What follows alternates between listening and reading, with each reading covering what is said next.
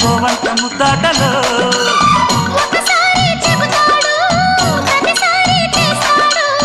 అంటూనే చీపాడు అందంతో రాపాడు